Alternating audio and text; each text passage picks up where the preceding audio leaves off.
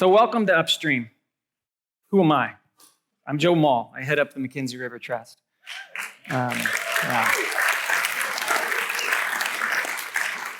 This is not going to be a night where we explain what the McKenzie River Trust does. Hopefully many of you had a chance to interact with board members, staff, volunteers in the living room beforehand. There'll be a chance to do the same afterwards to learn about the work of the McKenzie River Trust and a lot of the partner organizations doing similar work, helping people care for lands and the rivers that flow through them in Western Oregon. But we do want to bring people together for something that Barry Lopez helped us think about 10 years ago, something called community conversations. Not communities of interest, just people that are interested in fish or just people that are interested in timber. But this, our whole community, to talk about our community. How do we manage fish? How do we manage our timber? How do we manage our schools? How do we tie that together? And on an annual basis, the Trust has tried to use the arts and the humanities and speakers and inspiration to help us step back and think together and talk. What do we value and how do we move forward? Many of you attended our McKenzie Memories events over the last 5 years until last year. We took a break with the symphony event last year. Upstream is taking that idea that we started in the McKenzie and saying, let's go bigger. Let's think about what it means to be not just a river town. Certainly that's important. How do we make decisions about what we do on the river? Barry and I will talk a little bit about that tonight. But more importantly, recognizing that whatever we do, we influence someone immediately downstream on a river, way downstream in Portland, but downstream in time. The decisions we make about our community today affect how our children, their children, their children, people long after we're gone are going to experience these places. And we have a responsibility to think about that. And it can be fun to talk about that as well. So hopefully there'll be a fair bit of fun up here as well. We have the great fortune tonight of a guest who will come up here shortly, who I think thinks about this on a daily basis and acts about these things on a daily basis. I had the pleasure or the pain, depending upon your perspective, of going to Washington, D.C. recently to lobby on behalf of the Land and Water Conservation Fund, which is a fund from 1964 that helps bring dollars from excise taxes on offshore oil drilling back to the community to invest in forests, in parks, all sorts of things across the United States. That was funded. I was there for a few days. It gave me a chance to experience what it's like to work in Washington, D.C. I couldn't handle it. The staff who on a daily basis are dealing with people like me wanting 15, 30 minutes just to talk about something that in district we really value. But you start to add that up. And what really struck me was when I was sitting in the cafeteria in the Senate building, and it was like Babel. It's not that it was foreign language, but every little table had 4 or 5 people huddled around intensely talking about an issue. But there were 50 different tables and 50 different issues.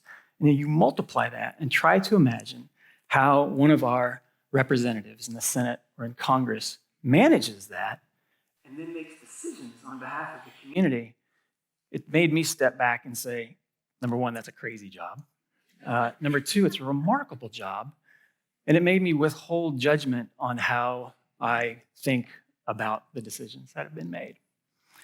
Tonight, we have Congressman Peter DeFazio in the audience with us. Peter has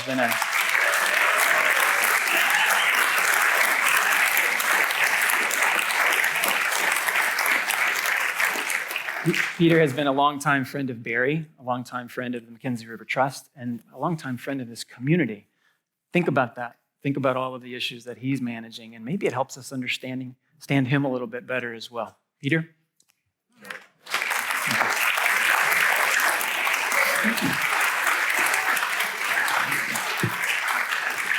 Well, thanks. I'm going to be brief, but we're here tonight to celebrate 2 jewels that we have. We have many wonderful advantages to living in Oregon, in addition to which we're about as far away from Washington, D.C. as you can get, and still be in the lower 48, which is good. It's good to be home. But the McKenzie River Trust and the work they're doing for the absolutely priceless McKenzie River, and to gift that to future generations of Oregonians in perpetuity is just an extraordinary thing. And then a living, truly living human being jewel, who's Barry Lopez. I've known Barry for a very long time. Many of the issues I have to deal with that involve the interaction of human beings and the environment, particularly, and Barry's taught me a lot about, Native American relationships to the environment and the impacts of even more all of us, we're all immigrants, even though I guess President Trump doesn't believe that. But there may be a few Native Americans here, sorry. But most of us, our forebears came from some other part of the world. And what Barry has taught me about those incredibly complicated interactions that we have to honor and understand, and then try and figure out how that fits into our concerns about climate change, which is an existential threat to the planet, and how we are going to work these issues through. And I can't think of someone who's taught me more, who has been more important to me on those issues and a better friend than Barry Lopez. Barry, come on up.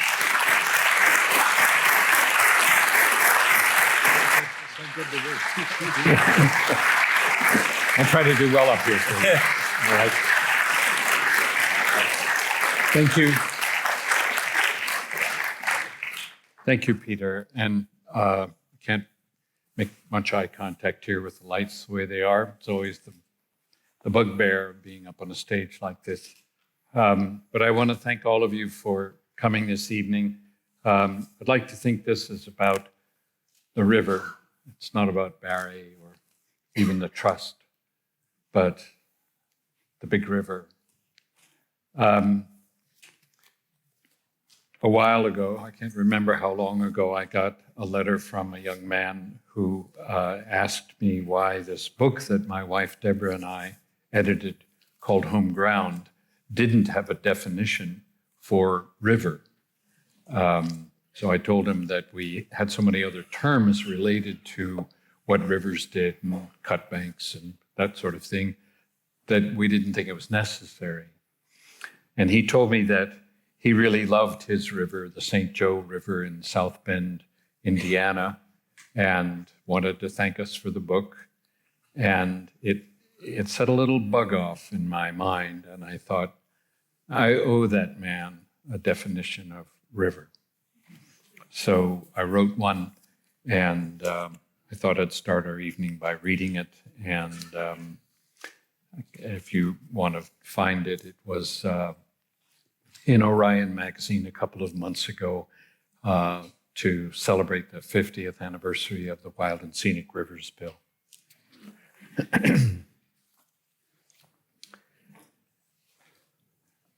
The bed of a river, a geological feature like an arroyo, a canyon, or a wash, freights moving water from high ground to low. The river itself is in the class of flowing waters, which includes the run, the brook, the kill. But it is distinguished from all these by its greater breadth and by its length. The Mississippi River is 2,470 miles long, and the distance from the mouth of the Mississippi River to the headwaters of the Missouri River is 3,988 miles. The mouth of the Columbia is 4 miles across.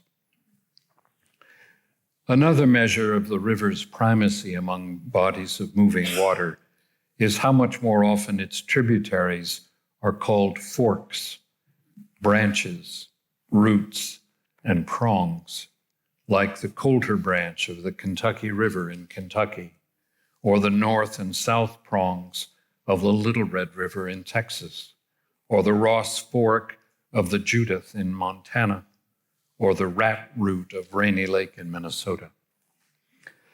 The flow of a river is insistent. It carries high water during a flood and low water during a drought, but it does not dry up or disappear like an ephemeral creek or the waters of an arroyo, unless, like the Rio Grande or the Colorado, it is periodically completely drained by irrigation pumps. The rate of flow of a river might hardly be apparent, as is the case with the back eddy, or wildly rushing as whitewater tumbling through a dalles, or plain sluggish, sprawling in a leisurely way across the bottomlands of its floodplain. The nature of a river generally is to be more obviously relentless on its journey than a creek, to animate to a greater extent the landscape it moves through, and to grow more stately as it broadens and deepens in its middle reaches. The bass voice of the river can be found in the cataract, in the plunge of a waterfall, and in the hollow cavitation of a rapids. But the river speaks too with the susurrations, the gurgle, and the delicate seethe of the narrower and shallow runs of water. These characteristics are concerned only with the size, the animation, the constancy, and the force of the river, as well as its seeming parenthood in the family of rills, anabranches, and their kin. It is to say nothing of the beings living comfortably within the river, the trout, the caddisfly larva, the behemoth sturgeon, a kind of once-upon-a-time fish, the mussel, the dace, and the salmon alevin, or of those who fish in it, like the merganser and the great blue heron, or those who sleep on its quiet waters in the evening, the harlequin duck and the mallard, or those who crawl its bottoms like the crayfish, or who reside in its banks like the beaver and the ouzel, or who prowl its quieter waters in search of food like the salamander, or who depend on it for life like the otter. It is to say nothing of how darkness does not stem the river's flow, for they are sleepless, or how sunlight lambent on their surfaces strains the human eye, which can find no detail in the molten light and must therefore turn away. It is to say nothing of the sudden clack of cobbles shifting on the river's bed in the middle of the night, of the way rain hammers the surface, flatter, or of how soundlessly it accepts the fall of snow. It is to say nothing of the trickle of its headwaters, or the sigh of its apparent extinction as it unbraids across its delta, or the turbulence and upwelling as it falls into the line of a larger river. It is to say nothing of its cutbanks and gravel bars, its salmon reds, pocket waters, islands, and holes.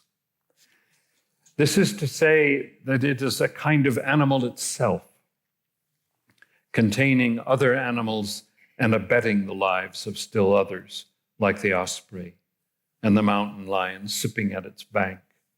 It is to point out that rivers are older than humans, that they endure dams, pollution, and being channeled, and one way or another carry on. It is to say that despite our charts of cubic feet of flow per second, our topographic maps of the precise extent of their watersheds, our catalogs of their aquatic, avian, and terrestrial denizens, we hardly know them.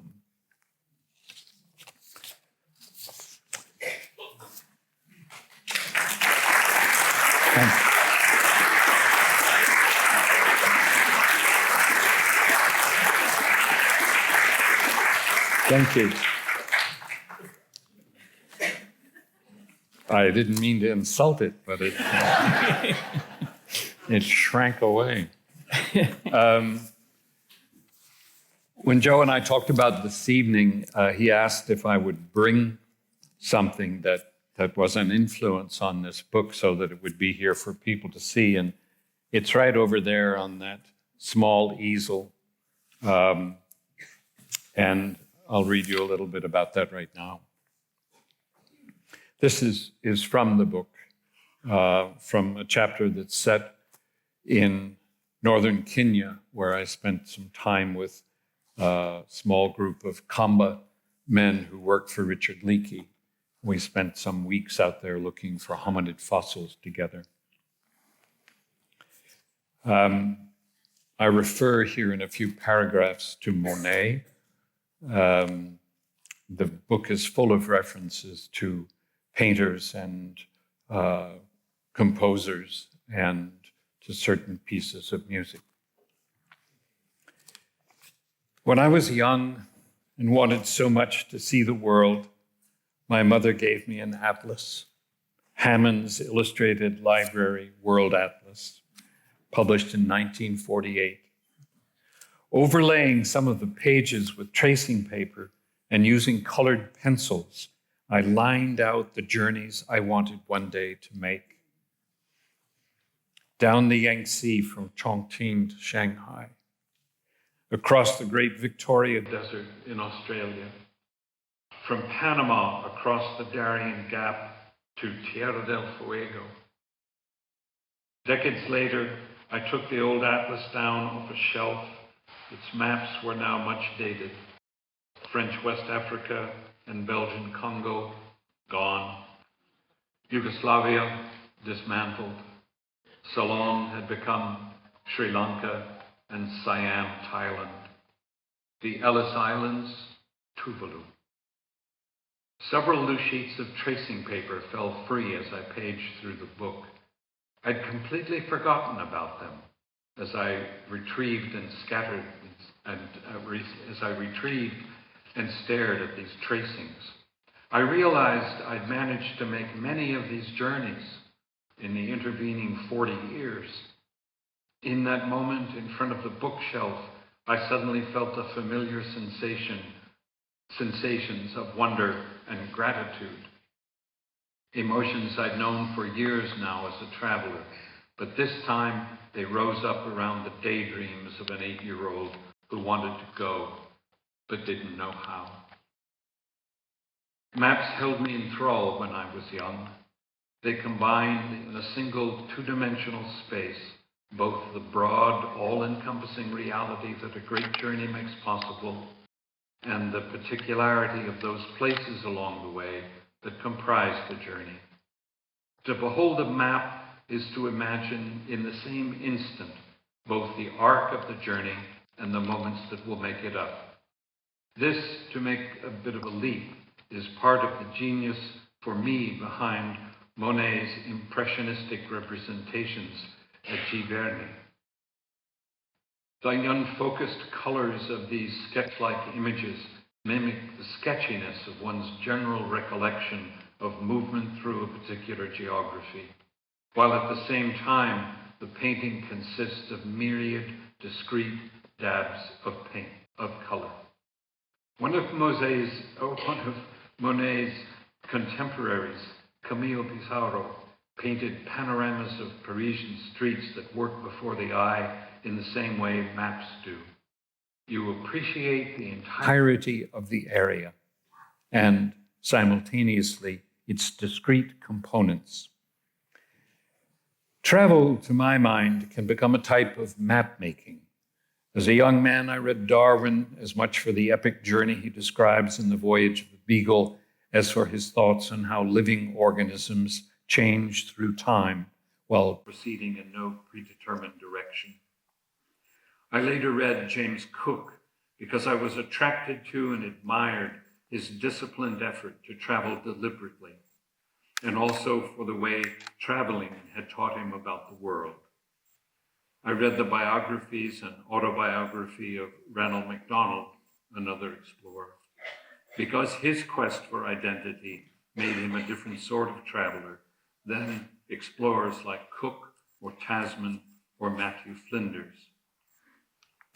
Traveling, despite the technological innovations that have brought cultural homogenization to much of the world, helps the curious and attentive itinerant understand how deep the notion goes that one place is never actually like another. Traveling encourages the revision of received wisdoms and the shedding of prejudices. It turns the mind toward a consideration of context and releases it from the dictatorship of absolute truths about humanity. It helps one understand that all people do not want to be on the same road. They prefer to be on their own road. Darwin taught that, like the panda or the thresher shark, Homo sapiens is an animal without a destination, and like all other animals, is known only in its present form, a transitional form, even if that form, like the coelacanths, is stable for a long period of time. Modern humans are part of a continuum that stretches from Homo heidelbergensis some 250,000 years ago to a descendant standing up ahead of us, invisible in the ether of the Anthropocene. No other creature, as far as we know, is as focused on identity and destiny as Homo sapiens. The desire to have special meaning in the world is one of the reasons I think humans search so diligently for the bones of their ancestors. The mere fact that they existed and are somehow related to us is reassuring to an animal that tends to view itself today as a barely tethered balloon reacting to the rising winds of accelerating cultural change. Many of us are not adapting smoothly to a rapidly changing world, especially psychologically. Our ancestors offer us historical meaning, but they give us no indication of the future. And what is true for us is true for every other animal. No matter our impressive history, every day we advance figuratively into evolutionary darkness. And because we are inescapably biological, we have no protection against extinction. So I'll read one other short piece. This is in the middle of a chapter set in Australia.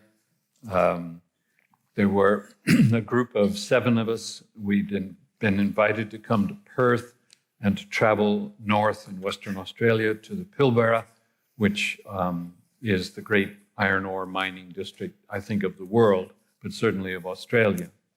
And our effort was to find out what could be done to help alleviate the pain that indigenous people felt because they were literally shoved aside so that more iron ore could be dug up, hauled to a port, crushed, and sent to China. So this starts in a little village called Tom Price. There's also a Tom Price railway road, and we're about to follow that road. The 7 of us were up and gone from Tom Price before sunrise, driving unpaved roads that took us into the heart of Karijini, which is a national park, a landscape that looked as if it were still damp from the creation. Paul had been all through this country before, photographing, and Larry had spent a good deal of time here as well. We descended into and climbed out of deep desert canyons, narrow fissures in a rolling plain that rose to imposing heights in the Hamersley Range to the north and west of us, a brilliant magenta shield dotted with white bark gum trees and clumps of golden-colored spinifex grass. The crystalline air was shot through with bird calls, and flocks of white little corellas and pink galahs passed so closely over us we could hear the creak of ligaments in their wings. We swam in still pools of cool water and in slow-moving rivers in the bottoms of several of the gorges, out of the direct rays of the sun, but with the brightness of its incident light ricocheting off walls of 2-billion-year-old rock, walls in every shade of purple one might catalog, from damson to heliotrope, from hyacinth to raisin, each purple changing hue as the hours passed and as the sun's reflected rays became direct, creating a harsher light. In one canyon we hiked into, we stopped for a while where a narrow river bar had formed and several river redgums and weeping paperbarks had taken root. Jeweled geckos ran the vertical walls on either side of the canyon, great slabs of incinerated blacks and bronzed purples. As I lay back on a cool sandy soil, a flock of about 20 zebra finches passed across the narrow strip of blue above the canyon. Small, brightly colored passerines with large bills and barred tails, quick as a school of mackerel. They were gone before their wooting cries reached the floor of the canyon where we lay. Up on the plain, in great reaches of hummocky grassland to either side of the red-orange dirt tracks on which we drove, termite mounds rose higher than the tall of us stood. Red kangaroos and common wallaroos, suddenly alert as our trucks rolled to a stop, bounded away, drawing the eye to bare escarpment walls rising to the base of the Hammersley Range. The traditional owners here are Banijima, Yankwanka, and Korama people. Their occupancy goes back more than 30,000 years. To an outlander, the countryside appears primordial, but it has been shaped by these people's hunting and gathering strategies and by the fires they've deliberately set, pursuing their fire stick style of farming. Mags and Carolyn had wanted the five of us to see Karajini to establish a kind of baseline awareness of the country we would be traveling through, by comparison with which Karajini appears completely untouched. Leaving there, we swung north toward Dampier, situated at the end of the Tom Price Railway Road, which parallels the tracks that convey the iron ore trains out of the Hammersley Range toward the deepwater harbors at Dampier and Port Hedland. As we left the park, an open pit iron ore mine called Mandardu shares a boundary with Karajini on 3 of the mine's 4 sides. The signs of human infrastructure quickly emerged from the otherwise apparently untenanted land, fence lines declaring exclusive ownership, and the many modern conduits for water, electricity, fuel, and information. Power line pylons, cell phone towers, and pipelines. Inscribed amid these was a maze of improved and primitive roads, from sealed bitumen 2-lane highways to roads too dangerous, our maps warned, to attempt in a single vehicle. In such spots, a convoy is preferable, where mutual aid ensures some success, at least, in dealing with flash flood, washouts, drifting sand, and broken axles. The maps also warned us away from areas closed to the public, abandoned mining towns like Wittenoom, where asbestos fibers still swirl in the air and are too easily inhaled. Loaded iron ore trains gain on us and roll past as we drive north, trains too long for us to be able to see both ends in the same moment, each end lying as it does over the curve of the earth. The longest train ever documented passed this way in 1993. It consisted of 682 iron ore cars, pushed from behind and pulled ahead by 8 diesel-electric locomotives. It was nearly 4.5 miles long and was carrying 110,000 tons of ore. During each 24-hour cycle in the Pilbara, approximately 11 such trains arrive at Dampier and Port Hedland. Most are composed of more than 300 cars, each bearing about 160 tons of pulverized ore. The dark umber mounds sitting inert in the cars, leveled off in the shape of neat trapezoids, follow each other like a series of mountain ranges.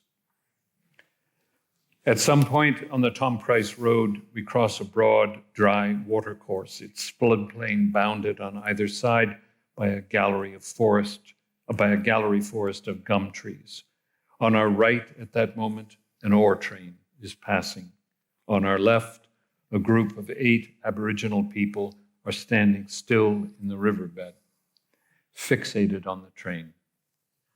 Dressed in threadbare clothes, carrying cloth bundles holding their possessions, the group has the look of an extended family. For people whose psychological anchor is in stressful times is in part the immediacy, the intimate closeness of the physical country they were born to, and whose guiding stories are inextricably woven into that land. The passage of the train is traumatic. Its very presence signifies their loss of ownership and denial of access to their ancestors' lands. This is an old story in Australia, in the Americas, on the Tibetan Plateau, and elsewhere. But now, for them, in the cars, is the very country itself being shipped off somewhere. For a Christian, a Muslim, or a Jew, it would be as if Jerusalem and the ground it stood on had been put through a rock crusher, and the gravel of the tombs, the temples, the churches, and the prayer walls had been hauled away by NASA to build dormitories on the moon.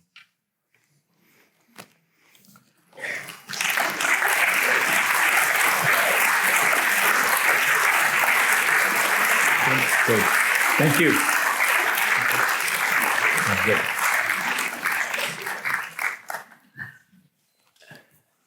Hi, Joe. Hi, Barry. I'd like to announce we have a misprint in the program tonight. I think it said 7:30 to 9 p.m. It shall be 7:30 to 9 a.m. tomorrow. There's a lot to, we have a lot of books up here. There's a lot in that. Do you want me to read more? Is that what you're saying? Careful what you ask for. So, we bought this lamp. This is from the 40s. You've brought this. I want to imagine you as that kid with that map book under this lamp, tracing things, thinking that you want to go and to see. And yet you didn't stay. You came back. You came back here. Yes. Take me through that, please. When I was 8, I took all of the clothes out of my closet, and I found somewhere a little desk and a gooseneck lamp like that, and a little chair, and I had the pull cord for the light over my head in the closet. And sometimes I would just go in there, I'd pinned maps up all over inside the little closet. And I didn't know what I was doing. I just knew that those actions fed a hunger. Mm. And as I grew up, I realized that I was obsessed with trying to understand how people did life differently than I did. And there was a demarcation point for me when I was at university, where I thought I went to Notre Dame. And when I graduated, I thought, I've got a very high-powered education, but I got it with people just like myself. They were all men, no women at that time at Notre Dame. They were all white, they were all middle class, they were all Christian. And I thought, well, how can that be much of an education at all? So I came out here to get an MFA in creative writing at the university, and I didn't like the program at all and was ready to leave it when I met a man who has this year passed away, Barry Tolkien. He taught at the university, and if any traditional people were moving through Eugene, they always ended up at the dining table of the Tolkiens. So it was a great honor to be asked to go there. And I went to his home repeatedly and met many people who were not born to the culture I was. And the tinder that I felt as an adolescent to start a fire somehow was fed by those people. And Barry introduced me to some Navajo people, and I got to know them. And then pretty quickly after that, I was gone. I went up to Alaska and spent a lot of time with Nunavut Eskimo people, and it just grew and grew and grew and grew. And over the years, I realized that my own culture is so profoundly troubled, although many of us walk around with a smile on our faces. We're deeply troubled. I mean, you couldn't have asked for a more staggering symbol of our difficulty than the burning of Notre Dame Cathedral in Paris. The aerial view of the charred body that we saw the night, late that night, I thought to myself, well, this is what's happening to democracy. It's what happened in Brazil and in Hungary. And certainly now, I hope it's not outrageous to say, that's what's happening in our country. We're faced with enormous questions, one of which is what comes after capitalism? And another is what comes after democracy, because these two things are killing people. So if you bring global climate change into the question, which is the forcing pressure that's there, we don't have 100 years to figure this out. We have a handful of years. And if we don't figure it out, we'll be a dwindled presence in the larger world. And the little sliver of natural history that's called human history will wink out or be untraceable. So as I traveled to countries, the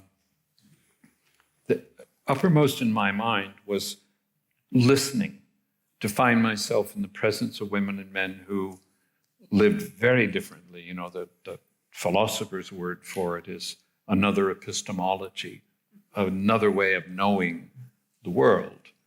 I love the intensity of the stumbling as we would try in our conversation to understand each other. I came to thrive on the fact that nobody knew anything. And here we are desperately worried. I mean, the look in the face of those people in that dry riverbed in the Pilbara. I remember asking a man, along these lines once, and he said about the disintegration of his culture. And he said, natural resource extraction happened to us. So, this is over many years of travel and a lot of writing. And I would say to myself every once in a while, well, you're gone all the time. Are you just running away? Or is there something else going on here?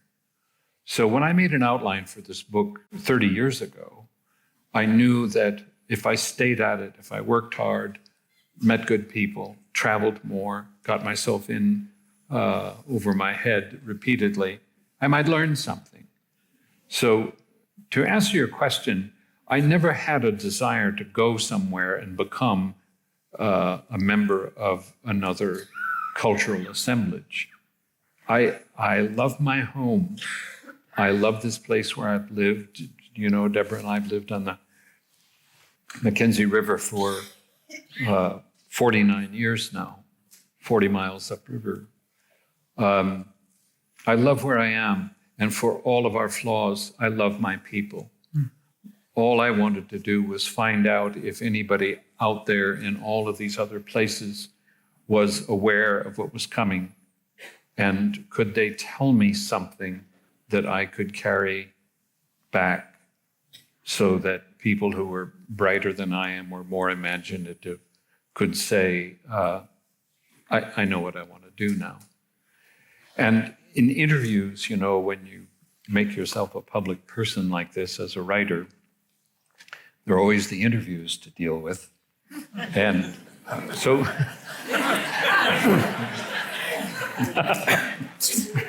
So when somebody would say that, how can you be writing about community when you're gone all the time? And I would push back. I'd offer anything to deflect the question. But then, spring Chinook salmon come onto the gravel bars and the females start to build their redds right in front of our house within 24 hours of noon on September 17th. I've watched that for 49 years. And there's something that began to grow in me, and I thought, if they don't come back one year, I have no idea what I'll do. But I'll be terrified in that moment. Yeah. The same way you could be terrified looking at those images of that church. It's a staggering metaphor for our time. Mm. But I would usually not go down on the 16th of September. I'd go down to the river on the 17th. And if darkness came and they still weren't there, I'd go to bed worried. And when I would realize I was never going to go to sleep, I'd get up in the dark, and it seemed entirely the wrong thing to have a flashlight. And I knew the landscape well enough that I could walk down to the edge of the river, sidling down the way a raccoon does something like this, they're looking out. So I'd sidle down through the trees. And what I realized is there is no sound on the river like a caudal fin breaking the surface of the water, the salmon, as the males were running up and down and the females were digging their redds. And if I went down in darkness and I heard that, then I knew it was okay for another year. And that kind of thing made me understand what is the connection between the so-called natural world and the human part of the natural world. Darkness is inevitable.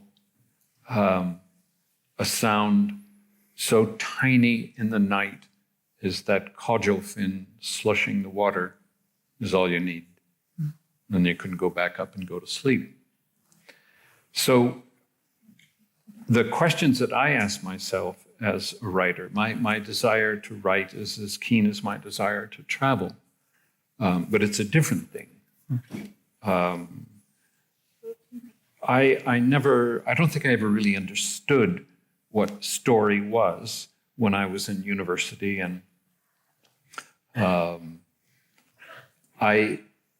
everywhere I went, I would ask people, so what is that? What does it mean to tell a story? Why does a person do that? And is there somebody in your culture that tells a story, and why do they do that? And a man said to me once, you are the storyteller for his people. You are the storyteller when the stories that you tell help. And when your stories don't help anymore, then you're not the storyteller, even if you say you are. So I thought I could see where that fit in my culture.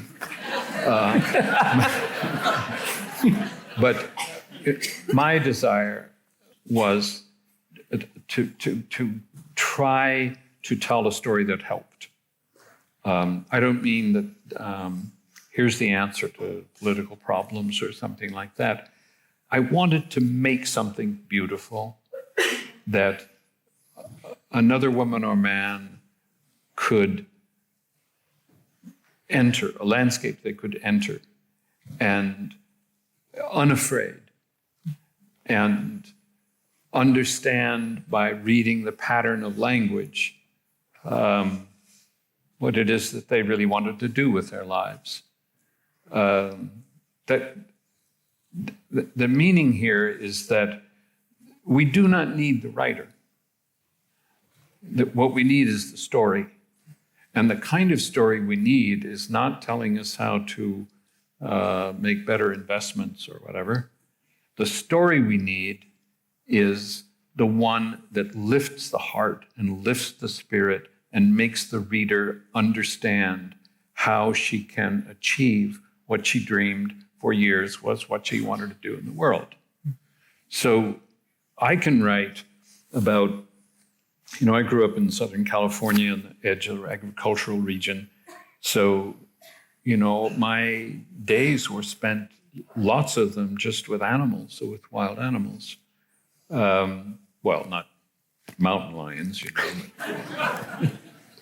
coyotes who you just thought didn't know they were mountain there. lions, maybe. So I had that other, what you might call the other reality. So when it came time, my mother married again when I was 11, and we left California and went to New York. And overnight, I was in a private Jesuit school in Manhattan Island, and shockwaves. But I went at the right time at the age of 11, and I got a really good education. And I was introduced to these large ideas in Western culture. What is beauty? What is morality? And when it came time for me to try to write, I didn't have any urban metaphors. The metaphors I had was this stuff that I was composed of as a child.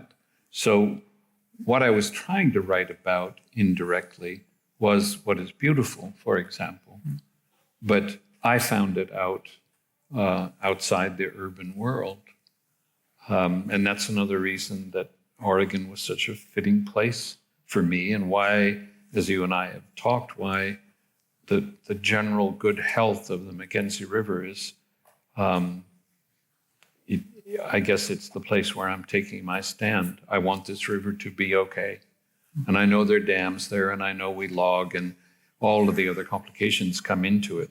But the question I ask myself is, where is the integrity? You can be a logger and be a person of integrity. You can be a fisherman or a guide or recreate or do whatever you want on the river. But if you have no integrity, then you're not capable of love.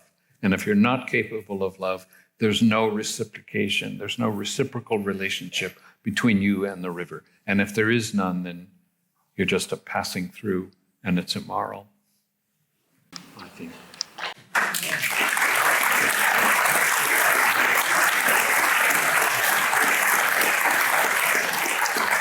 So I think you just ratcheted the clock so that we'll finish at 9 p.m. tomorrow evening now. Well, you opened the door.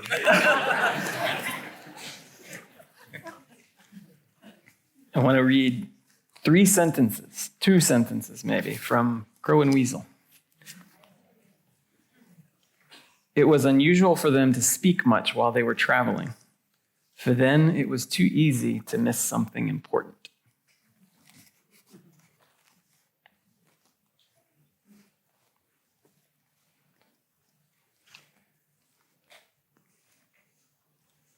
You make me marvel at the strangeness of the world. That strangeness in the intriguing life of another people is a crucial thing, I think, to know.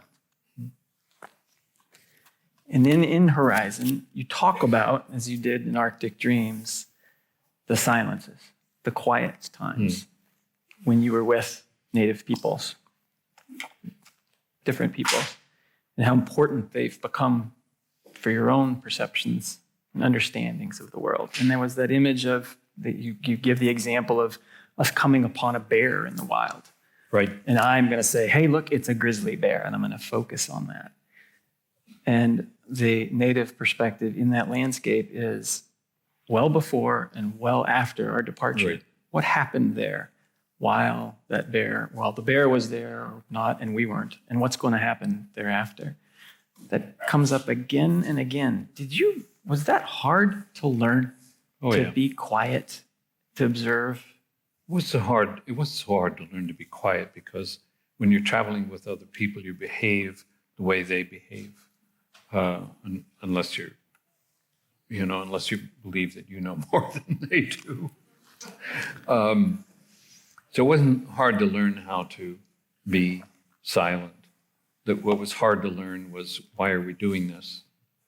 And again, I wasn't, traveling cross country with Aboriginal people or hunting with Eskimo people. I didn't have the desire to be them again, to leave my own culture. I wanted to be in their culture and say, I come from a long way away, and I can see a terrible thing coming for us, and I want my own people to not be destroyed by it. Can you help me? And part of asking to be taken, you're asking to serve an apprenticeship. It's one thing to listen, but it's another thing to be taught to listen, and how to receive the little pieces of things that come along in the day and assemble them so that they have integrity. I guess what I'm trying to say is that I think my own people are as good as people get. And I think we accept the flaws that we have and try to imagine a way around them, because if we don't, they'll be our end. So I began, it was this years after I began traveling like this that I understood who these enigmatic, for our people, who these enigmatic people were that were elders. These were not older people. For the most part, they were in their 50s and 60s and 70s, but the chronological age was not as important as what that person represented. And above all, they represented listening.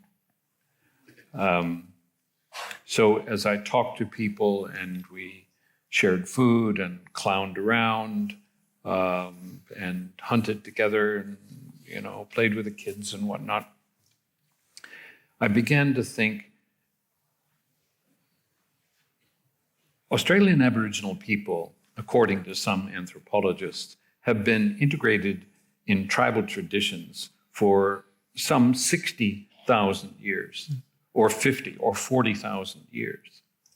And the fact that they are still there, that they're vital and rounded people, that said a lot. How did you do this? How did you not get blown off the surface of the earth? Because I feel like we could be. So I thought, if I can figure out how to translate it, these elders will be able to tell me something that I can bring home and give to people who, as I said before, know way more than I do. I know how to arrange words in a pattern that create a kind of platform for a reader to explore her own interior without a fear of being confronted. I think when you're reading like a book, you read a book and you say, you're 50 pages into it, and you say, the person who wrote this book doesn't even know I'm here. So that reminds me of this one time in Alice Springs. I was sitting with a man, I think it was a Pintinjandara man,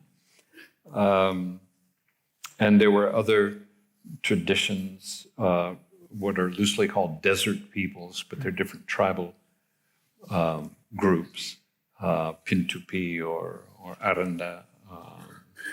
So there were all kinds of people moving through this little atrium. He and I were sitting together on a bench, didn't have a back, and white people were going through and kids were going through and whatnot.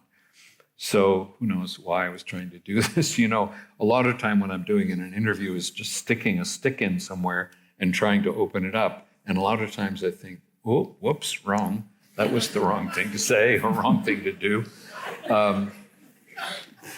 That reminds me of another story.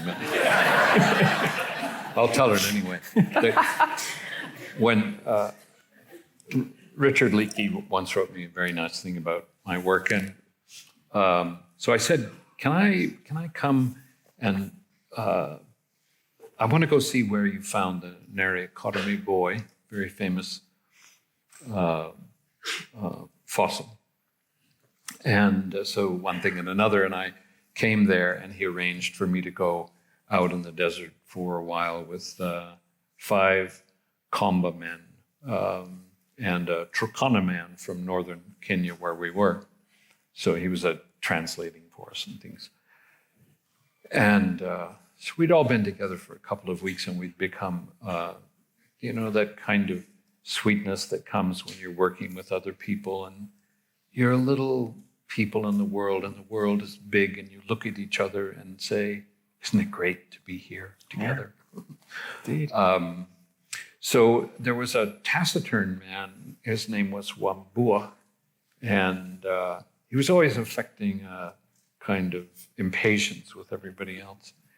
And so you're 3 degrees off the equator, which means the sun is, boom, it just comes up like that. And the atmosphere goes from being cool to being quite warm very suddenly. So the Turkana man would make breakfast for us.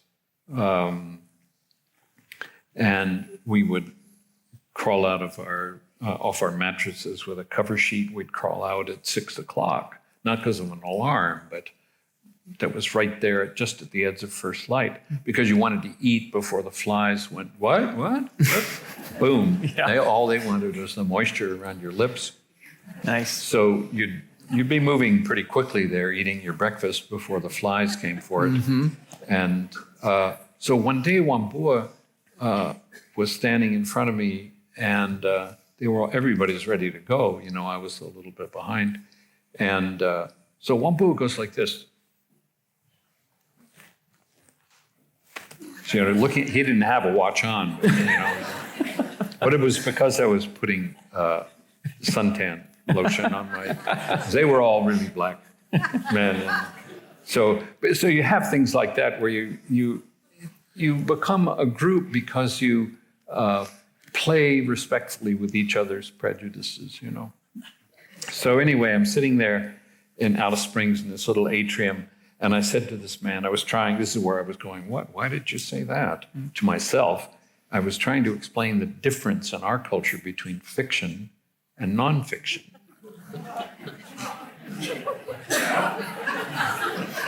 And? He listened very patiently.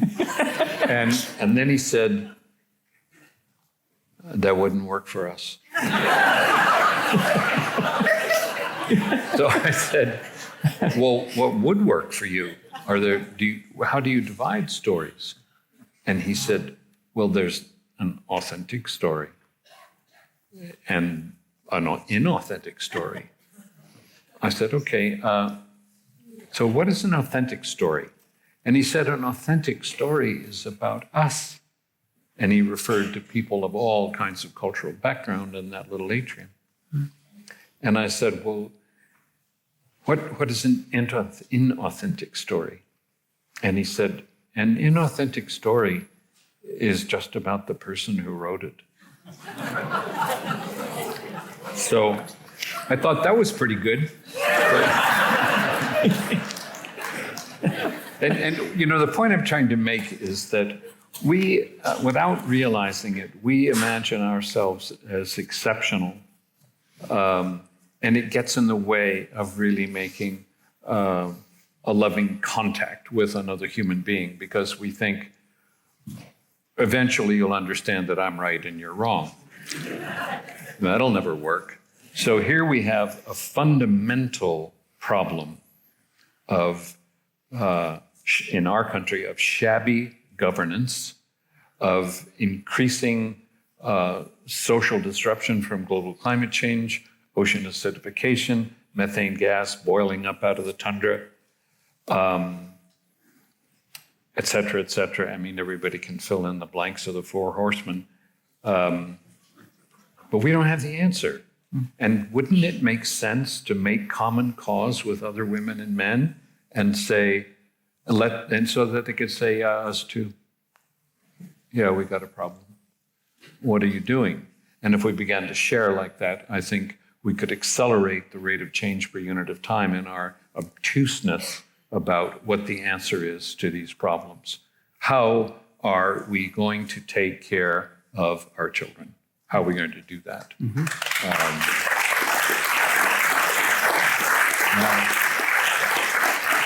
I really like how in Horizon it took me 2 readings to understand and connect some of it, but the dots that you connect between somebody like Ranald MacDonald, Chinook, Scots, finds his way to northern Japan by choice, Right. unsung, unknown in history. But you see his work as a precursor to the multicultural our children who are better equipped to deal with some of these questions. Right. You also mentioned that you've met innumerable people highly qualified to have this conversation, but because of race, color, creed, aren't given a seat at the table. No.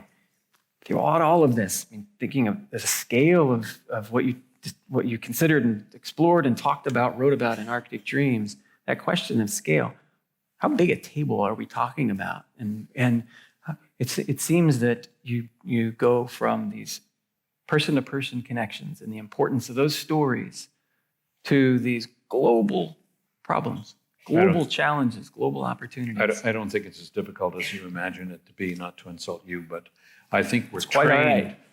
right. We're trained to believe that if every voice is going to, it's not until every voice is heard that we're going to be in good shape. That's like saying the Titanic is going down, but before it does, we'd like to hear from everyone. So what do you think about this problem? So what I hear from, I'm not just talking about Aboriginal people, I'm talking about, sitting down with people in little villages in Afghanistan and saying, so what about militias? So it's not just that traditional people know the answer to life or something. It's, we all know. Our problem is we don't have a process to get the people who know, which is not me, for example, together. So you're not talking about a massive table and thousands of people telling their stories. We don't need that. What we need right now is grown-ups. A man said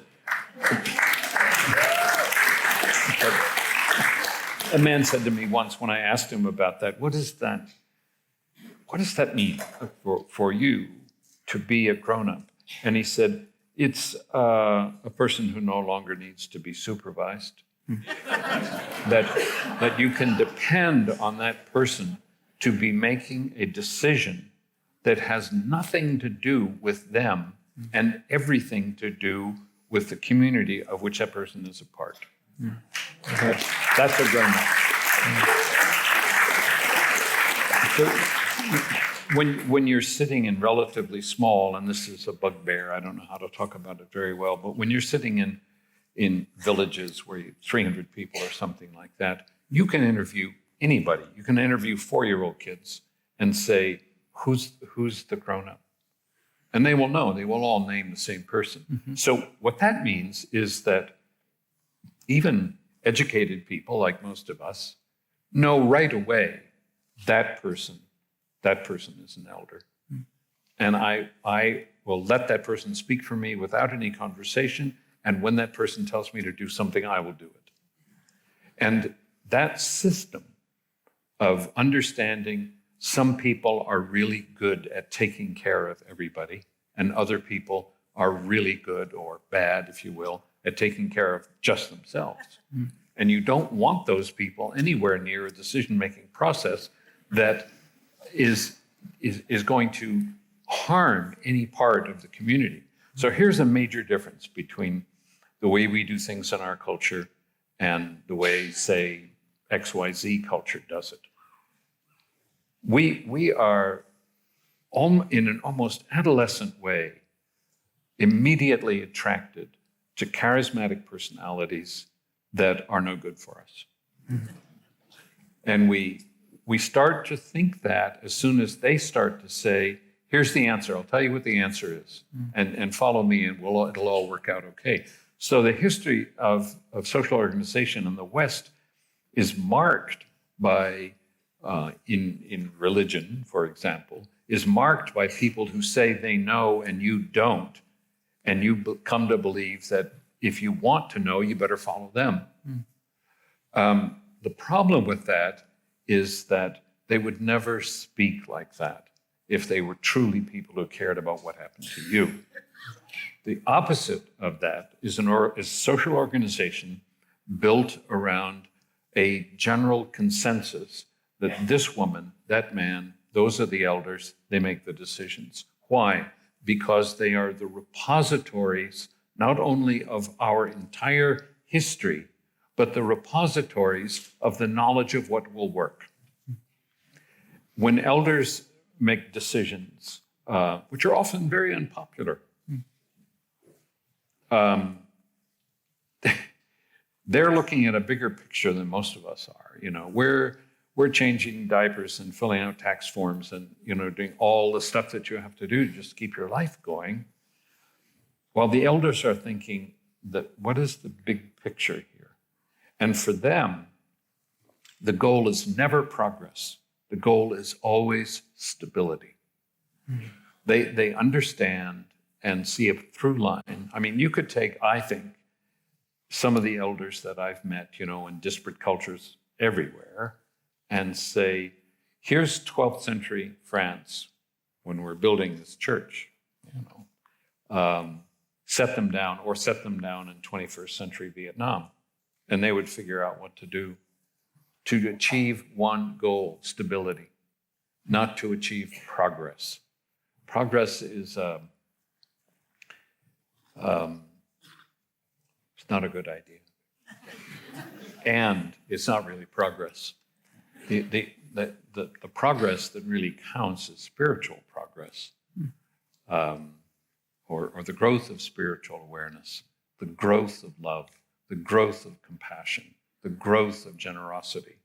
That kind of progress is the progress you should be looking for. I don't mean to sound like I know what I'm talking about. What I'm trying to say is that one of the results of traveling for 50 years is getting a chance to sit down and have a meal with somebody who knows way more than you do, and probably way more than you ever will. And then, for me, as I said, you take that material and you listen to the tones of the voice and the gestures, and you begin to imagine in your writer's mind how to replicate that by creating this short story. You're not reporting, you're just taking the wisdom that emerges here over dinner with somebody and turning it into a story. And then when somebody reads that story, you forget who wrote it, you even forget what the title is. You just know that I feel more coherent. Now I feel I know myself better. I feel I've reawakened to my intention, the intention of what I want my life to be. So you get it only indirectly from what was written. And that's a very old way of thinking about why people tell stories. I think, you know, this is again just me thinking about something, but I have often worried, where did this come from? Where did story come from? Why do we do this? And my sense of why we do it is that elders began to see that the Achilles heel of consciousness is that we forget. You forget what you mean by your life. You walk away from a conversation with somebody and say, why in the world did I ever say that? I never meant that. And it's misunderstood, and the friendship falls apart and the rest of it. We all forget what it is we mean by our lives. We fall out of a relationship with something because we forgot to go about it the right way. And what happens in stories is when someone tells a story, you see these relationships that people have, and they're replicated in the story, and they fill you with a kind of coherence or integration that you feel had atrophied or you had lost it. So the reason to keep telling stories is to just keep reminding ourselves of how we're supposed to behave in order to maintain a stable society. So the idea behind the maintenance of a stable society is that you can pretty much manage anything. I mean, look at the punishment that white culture has meted out to African Americans and to Native Americans, and they're still here. And they're still resilient and smart. They take care of their children.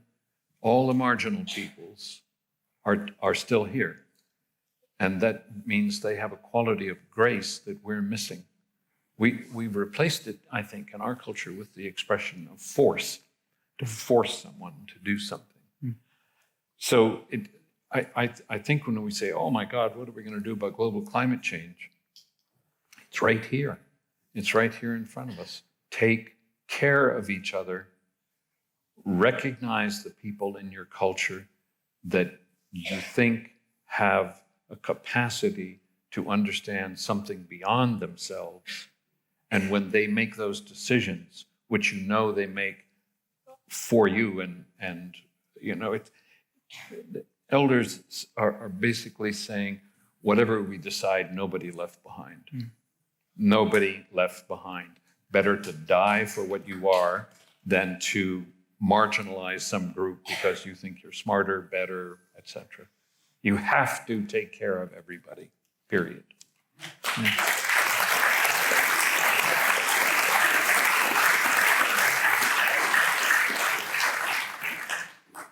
I love sitting and hearing stories from someone who is far smarter and far more eloquent than I will ever be, as you just described it, encountering We're in the people. same boat. I was traveling with these Walpri people once, and I was trying to learn Walpri.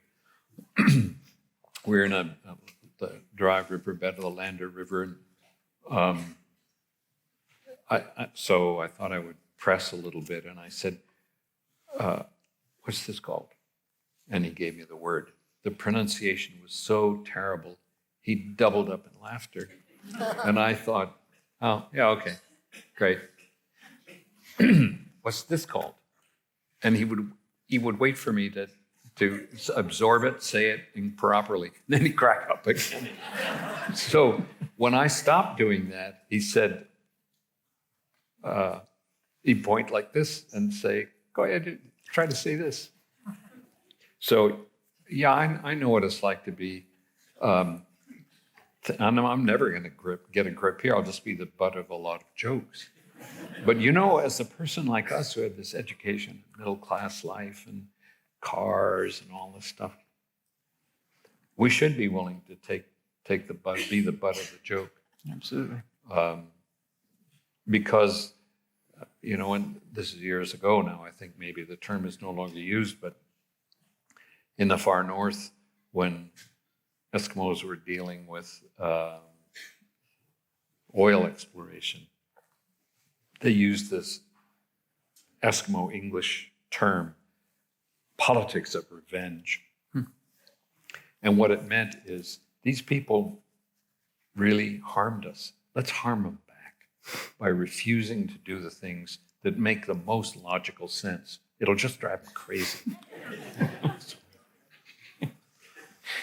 Maybe you saw on April Fool's Day, the news story, AP, about the difficulty they're having with artificial intelligence and humor. It's one of the most difficult things to get right in artificial intelligence. And you write and speak about deep, serious things. And yet I've also seen you act, quite frankly, like a middle schooler sometimes. I appreciate you doing these, but and I wonder if you could just reflect a little bit on that. if there's one thing that we are today in this country, is we're damn clever. We're incredibly clever people. And it's rolled out in just everything. And yet, sometimes it seems like that cleverness and the smile that you described earlier this evening that's hiding the tension Mask. is not serving us like it would or could. The humor, how you've experienced that, where we take that. You know,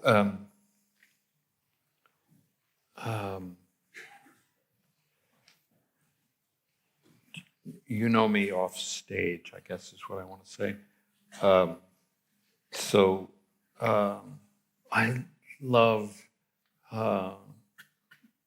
playfulness and humor, and people in my family and people who know me well say, why doesn't this ever turn up in what you write?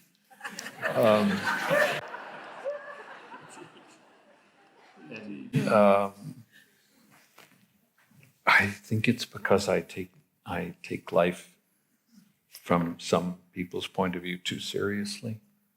But I think better than that.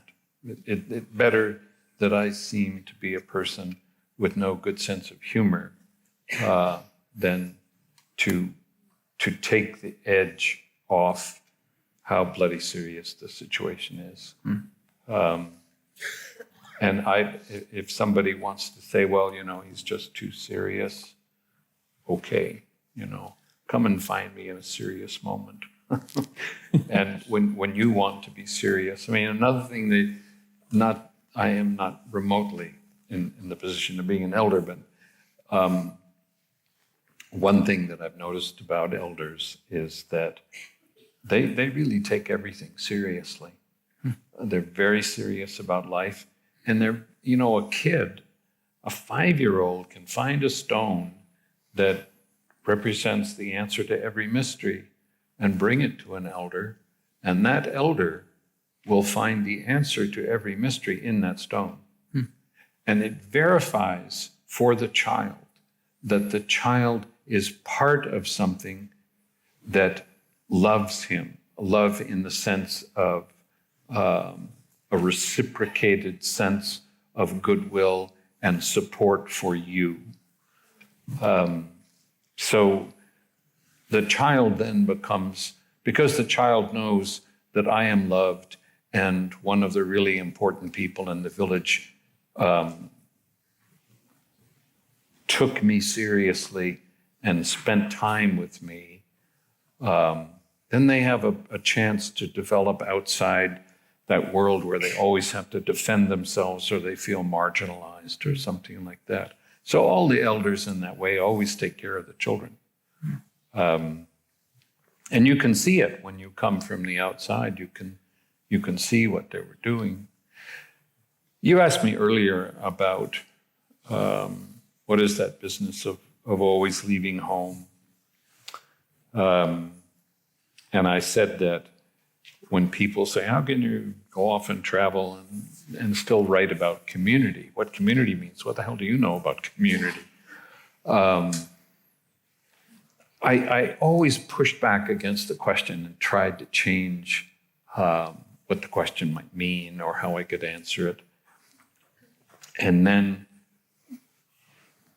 after years of watching salmon arrive on September 17th to spawn, it was one of those duh moments. Who would say that spring Chinook are not members of the community that is on the McKenzie River? And once I saw that, they're not around for long periods of time, but they come back and they are at many levels members of the community. And once I had a model, I was able to forgive myself.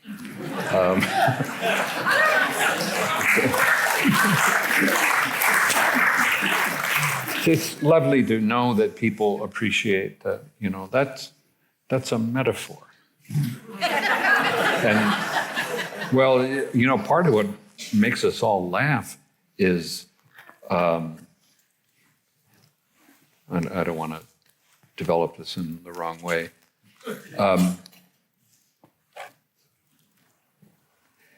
In 1981, a group of us met at Mills College for the purpose of answering a question that was this: have we crossed an invisible line in which we are, we have crossed over into a landscape where our lives are being determined to a dangerous degree by machinery and by artificial systems of organization.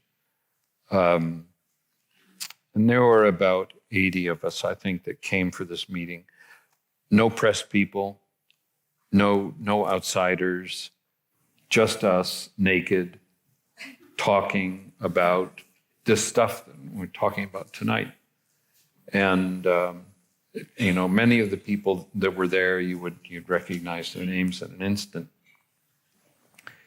And one of the people who was there was an Onondaga chief, a Six Nations chief, named Oren Lyons. Oren is an internationally known elder. He's worked with Desmond Tutu and Gorbachev when Gorbachev was in Russia. And he's a formidable person. So we were going to our rooms in the dormitories one night, and I had my key in the door, was going into my room, and Oren walked past me, and he said, I can't remember, it was such an oblique, offhand remark. He said, wolves, good family man. And then I didn't know what to say. I knew he was asking the question because of wolves and men. And then in the silence, he said, wolf, that's my clan. And then he walked away. What he was telling me in that moment is, you've written this book about wolves, and I think that you might be somebody who would engage in a metaphorical conversation, meaning every mystery that we deal with on a daily basis is prefigured and modeled for us in the non-human world. So we entered into a formal relationship, and I've asked him many times in points of confusion for his advice.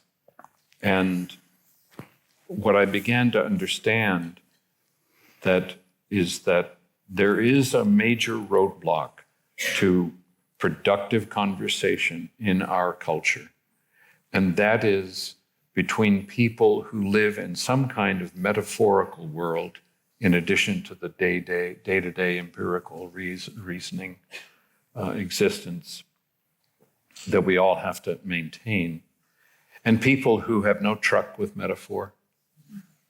They've distrusted, they're against it, and that's where fundamentalism has its ugliest moments in science, in religion, and in government. The fundamentalist position is one that excoriates the human imagination and thinks of it as the enemy. But when you speak with somebody in a metaphorical way, not stopping to invent words like anthropomorphism, but everybody gets it, that there's a lot of stuff that's not clear to anybody here, so we're just going to keep going, and a lot of animals are going to appear in the stories, and they're not really animals that, like the animals you're thinking about that live in a zoo. These are animals that live in another universe that's open to us if we're just not afraid. And we can work out in that story a sense of what's worth preserving, what to be afraid of, what to honor. But that's all metaphorical, So one of the reasons that Horizon is full of music And art is because it is metaphorical. It can reach further than the person who wrote the thing down on the page, on the piece of paper. At a lot of points in Horizon where I struggled as a writer to understand what am I trying to do here, I would talk to my friend, a longtime friend named John Luther Adams, who's an American composer. He won the Pulitzer Prize in Music a couple of years ago. Because when we first started working together in the early 80s, we both had apprenticed ourselves to traditional people in Alaska, and we were in music and in language. We both had a common sense that our job is a job of service. The artist is in service to the community. It's the community that has to benefit from whatever you are doing as an artist, as a choreographer or painter or photographer, whatever it is. So when I would get lost, I would call him, he would do the same to me, and we would encourage each other to keep pushing, keep trying to understand how the conversation can be conducted in such a way that nobody feels insulted. Everybody feels engaged at one level or another. And those were very helpful conversations. And I think I tell the story in there about, I was on a place called Skraeling Island in the high Arctic, and there were 3 archaeologists and myself, and I have been in the habit periodically of taking tapes and playing music at night under my pillow so I didn't disturb anybody. But it would be the kind of music that would open me up, open me up, because I would know if what I want here is to be intimate with this landscape and intimate with these people. And in order to do that, in order to gain intimacy, I would have to become vulnerable. And that potentially is quite dangerous. So I've got to learn to trust, then I can become vulnerable, and then I'll have an opportunity for intimate relations. So I think another benefit of that parenthetically is that the more I listen to certain kinds of music, like what John was doing with his music, it just opened me up. It just opened up the part of you that makes you want to rise up out of your seat in an auditorium like this at the end of, or in the middle of the Beethoven Ninth and the Fourth Movement, when you feel this unrestrained love for a total stranger that's sitting next to you. That's where I wanted to go in and see if I could open up something, some kind of communication. And so one night, another harebrained thing, I guess, that I've done, but I was listening to the odd Beethoven symphonies, the first, third, fifth, seventh, and ninth. And I listened to the seventh one night, and then I thought, I'm going to take my little Walkman and this cassette tape of the Beethoven Ninth, and I'm going to walk over that ridge and down on the other side where I know there's this village only partly excavated that's 800 years old of Thule culture people. And I am going to say in the excavated common room that my people have done some truly remarkable and beautiful things, and this is one of them, and I want to offer it to you. So I did that, and 10 minutes into the first movement, I realized I'd done the most racist, I'm from an exceptional culture kind of thing.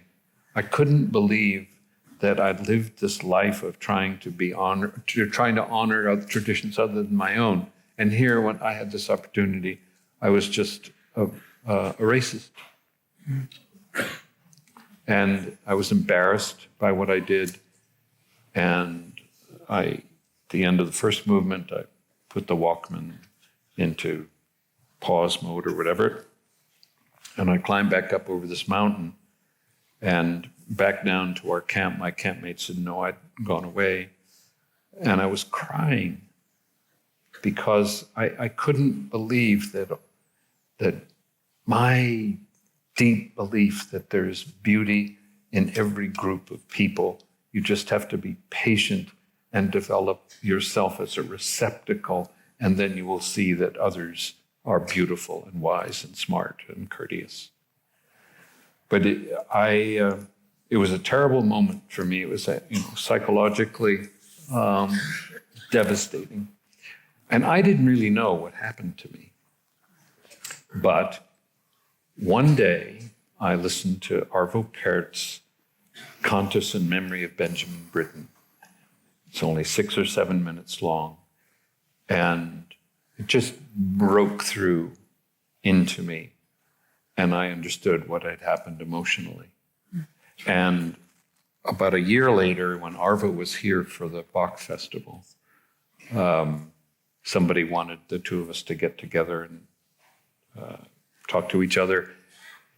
So when we met, I wanted to explain to him that here again, the metaphorical landscape of a musical composition taken in by this person had healed a wound. And that's what we do. That's what we're supposed to do as playwrights and writers and poets and photographers and painters. And he speaks Estonian and Russian and German pretty well and a little bit of English. And I could see the puzzle in his face. And I was standing here, he was standing here. He had a vest on.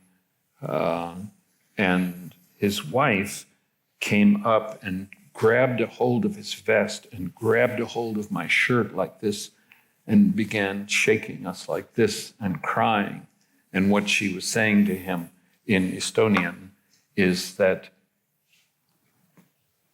you both believe in the same thing. So that moment of clarity that came because we both gave into the absolute truth of the metaphorical landscape.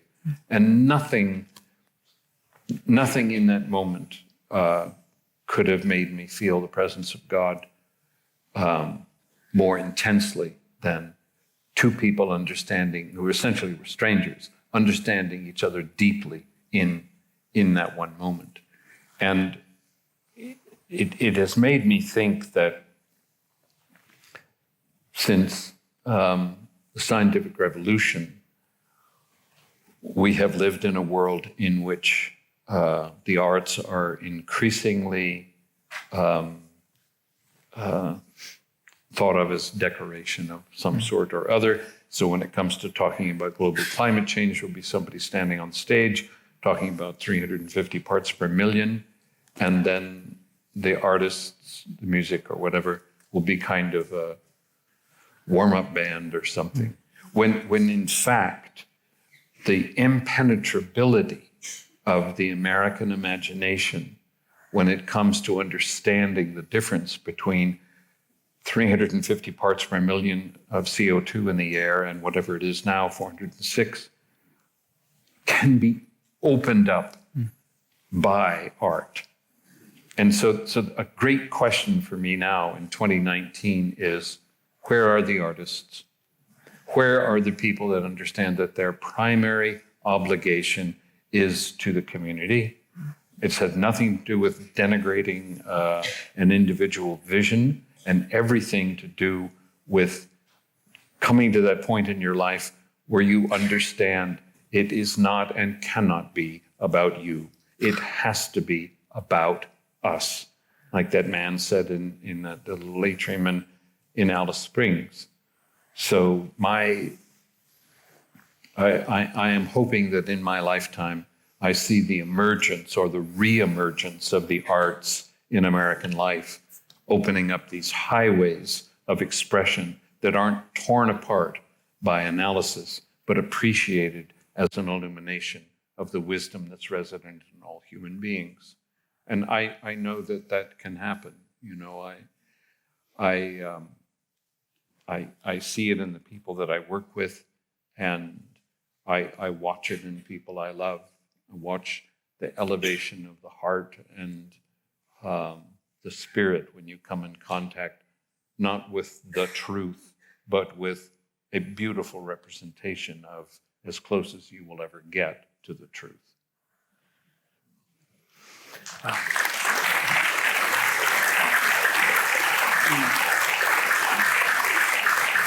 Thank you. You have a remarkable memory and ability to pay attention to dates. And in reading, I think it's actually Arctic Dreams, April 16th, 1982, maybe, when you came upon a couple of narwhal where they weren't expected. And you wrote extensively about that. Pause, because we really don't have time for another story. I just think that April 16th, 2019 is such a gift to us. And it's something that we're going to remember. Wow. With that same kind of vision and power. And I want to thank you for that, Barry. Well, thank you. And thanks to everyone.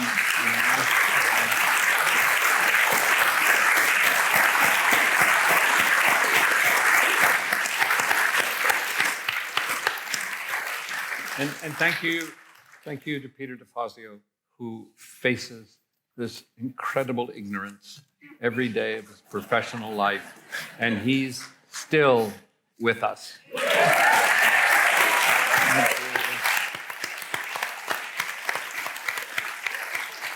Thank you. This time next year, more or less, we'll work on dates and things, but Robin Wall Kimmerer will be a part of the next part of the Upstream series. So hope you'll look forward to that. I think it will thread really well, and it'll be nice to get the two of you and others together between then and now.